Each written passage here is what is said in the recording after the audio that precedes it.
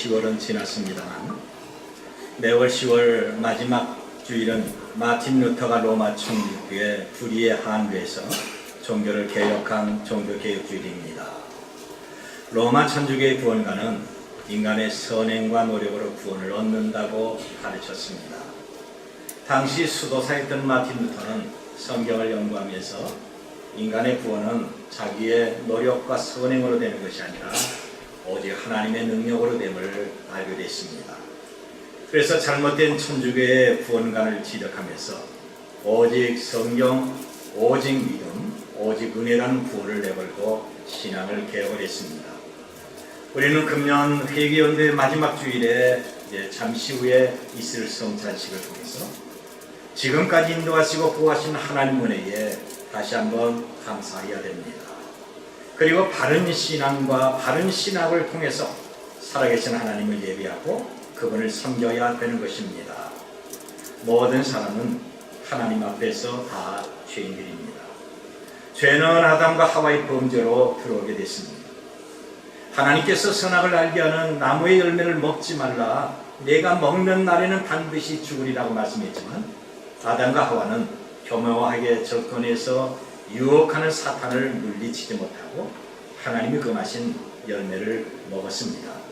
그 결과 죽음이 모든 사람을 지배하게 됐고 사람들의 마음에는 하나님을 멀리하면서 여러 가지 죄된 생각과 말과 행동을 하게 됐습니다. 성경은 사람들이 이 땅에 짓는 죄의 종류를 크게 세 가지로 말하고 있습니다.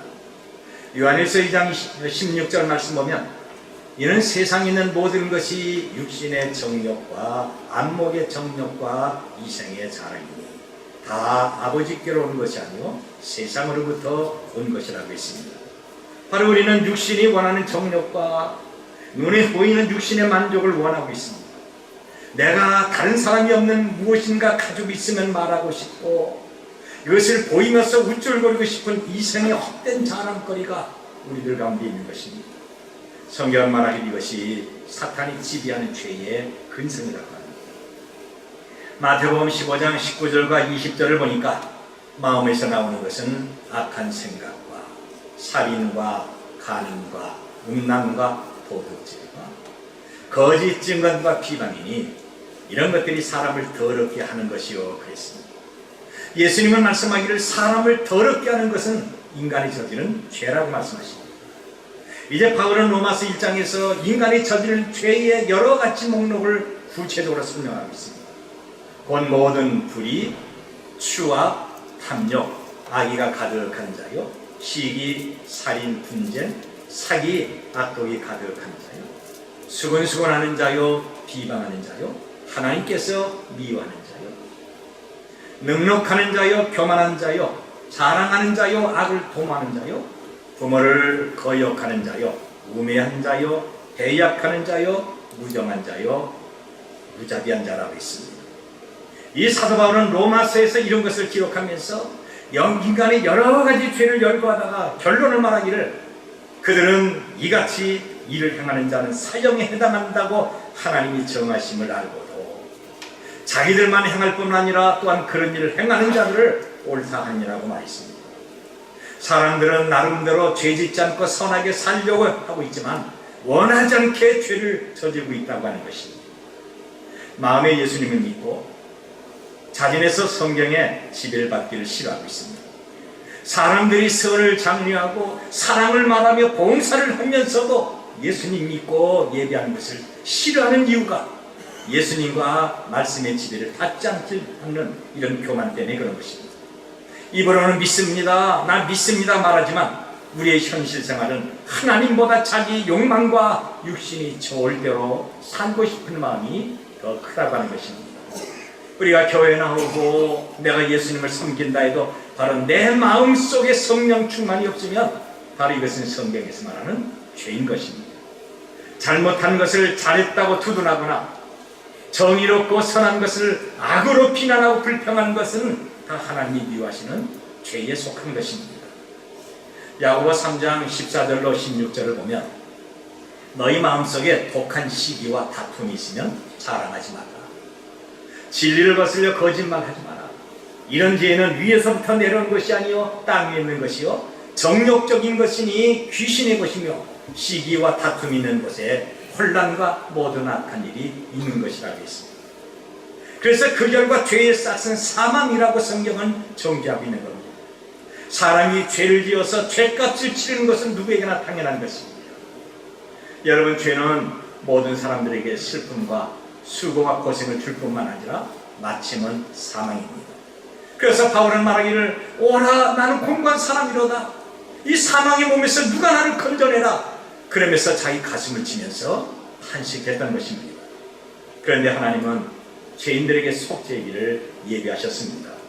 하나님이 죄 있는 인간을 구원하기 위해서 속죄의 제사를 친히 만드셨습니다.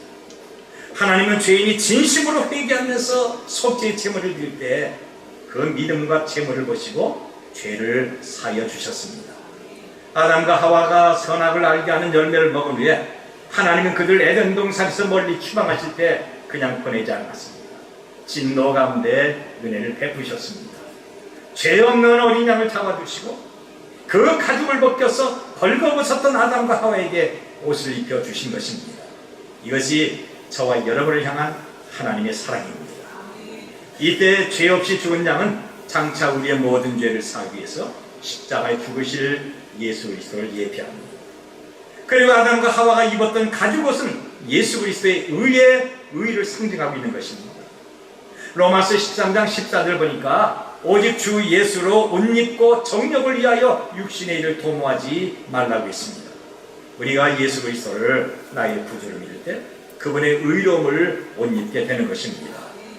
3절과 4절을 보면 그러나 이 제사들은 해마다 죄를 기억하게 하는 것이 있나니 이는 황소와 염소의 피가 능히 죄를 없이 하지 못함이라. 그리고 11절에서 제사장마다 매일 서서 섬기며 자주 같은 제사를 드리되 이 제사는 언제나 죄를 없게 하지 못하거니와 그랬습니다.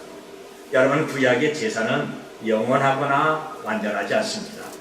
구약의 제사는 죄를 기억나게 하는 것뿐이고 대제사장이 속죄를 위해서 해마다 반복해서 드려야 되는 겁니다. 그래서 구약의 제사는 불완전하고 영원하지 않습니다. 그래서 매년 같은 제사를 반복하면서 자연의 습관화가 됐고 믿음이나 감사나 감격적인 것이 사라졌습니다. 그래서 하나님은 완전하고 영원한 제사를 친히 준비하셨습니다. 5절 보면 그러므로 주께서 세상에 임하실 때 이르시되 하나님이 제사와 예물을 원하지 아니하시고 오직 나를 위하여 한 몸을 예비하셨도다 그랬습니다. 하나님이 예비하신 완전하고 영원한 제물이 과연 어떤 것입니까? 바로 그것은 예수 그리스도십니다. 이사야 선지자는 장차 오실 메시아 그리스도를 예언하기를 그러므로 주께서 친히 징조를 너희에게 주사 보라 처녀가 잉태하여 아들을 낳을 것이요 그 이름을 임마누엘이라 하라고 했습니다. 하나님은 우리의 모든 죄를 사시기 위해서 친히 임마누엘 예수 그리스도를 보내주셨습니다. 예수님은 우리를 위하여 십자가에서 달려 죽으셨습니다. 세리라는 예수님을 가리켜서 보라 세상 죄를 지고 가는 하나님의 어린 양이라고 말합니다. 예수 그리스도는 우리의 모든 죄를 다 담당하신 하나님의 어린 양이십니다. 그분은 저와 여러분의 인생의 모든 문제를 해결하기 위해서 십자가에 달리셨습니다. 죄 없으신 예수님이 십자가의 고통을 바라보면서 심한 통곡과 눈물로 내 아버지여 만일 할만하시거든 이 잔을 내게서 지나가게 하옵소서. 그러나 나의 원대로 마옵시고 아버지의 원대로 되게 하옵소서 라고 간구했습니다. 결국 우리의 모든 죄를 사하는 유일한 방법은 당신 자신이 하나님의 어린 양을 위해서 속죄의 제물이 되는 것입니다. 그래서 십자가에 달려 죽는 것을 알고 하나님의 뜻에 자기를 순종했던 것입니다. 7절 보면 이에 내가 말하기를 하나님이여 보시옵소서. 두루마리 세계 나를 가리켜 기록한 것 같이 내가 하나님의 뜻을 행하러 왔나이다 라고 했습니다. 10절에서 이 뜻을 따라 예수 그리스도의 몸을 단번에 들이심으로 말미암아 우리가 거룩함을 얻었다고 했습니다. 예수님이 죽으심은 우리의 죄가 죽은 것이고 예수님이 다시 살아나신 것은 우리가 의롭다함을 받고 새로운 삶을 사는 것을 말합니다. 만일 예수님이 우리를 위해서 속죄의 제물 되기를 거절하셨다고 한다면 우리는 여전히 죄 가운데서 하나님과 원수가 됐을 것이고 예수님이 다시 살아나심이 없었다고 한다면 우리의 예배, 우리의 봉사, 우리의 생명도 헛된 것입니다. 그러므로 나를 위하여, 죄인된 나를 위하여 십자가에 달려 죽으신 예수님께 감사하면서 우리는 그분을 기억하고 섬겨야 됩니다. 이렇게 예수님을 기억하고 섬기는 것이 바로 성찬 예식입니다. 그러면 성찬에 임하는 우리의 자세는 어떻게 해야 됩니까? 성찬에 임하기 전에 먼저 우리의 죄가 사해졌음을 알고 우리는 감사해야 되는 것입니다. 17절과 18절을 보면 또 그들의 죄와 그들의 불법을 내가 다시 기억하지 아니하리라 하셨으니 이것들을 사하셨은즉 다시 죄를 위하여 제사 드릴 것이 없느니라고 했습니다. 예수님은 우리의 모든 죄를 다 담당하시고 십자가에 죽으심으로 저와 여러분의 죄 용서를 받았습니다. 그동안에 우리를 누리는 사탄과 세상의 사망의 권세는 예수님을 믿음으로 우리에게 다 떠나버리고 말았습니다. 그래서 우리는 범사에 감사해야 됩니다. 히브리서 4장 16절 보니까 그러므로 우리는 긍휼하심을 받고 때를 따라 돕는 은혜를 얻기 위하여 은혜의 보좌 앞에 담대히 나갈 것이라고 있습니다. 이제 우리는 더 이상 죄 짓지 말고 날마다 은혜를 도와주시는 하나님의 거룩한 보좌 앞에 담대히 나가야 되는 것입니다. 하나님은 예수님을 믿고 은혜를 사모하고 간구하는 모든 사람들에게 성령 충만을 약속하셨습니다. 그래서 우리는 성령으로 충만해야 됩니다. 내가 성령 충만해야 하나님을 섬길 수가 있고, 내가 성령 충만해야 악을 이기고 선에 거하는 것이고, 내가 성령 충만해야 기쁨으로 예비하며 봉사할 수가 있는 것입니다. 성찬은 우리의 모든 죄를 사해 주신 하나님께 감사하는 것이고, 죄인된 우리 위하여 피 흘리시고 죽으신 그리스도의 살과 그의 거룩한 몸을 기념하는 이식입니다. 이제 우리는 잠시 후 있을 성찬을 통해서 성령 충만하고 죄를 이기는 기쁨과 평화를 누리시기를 바랍니다.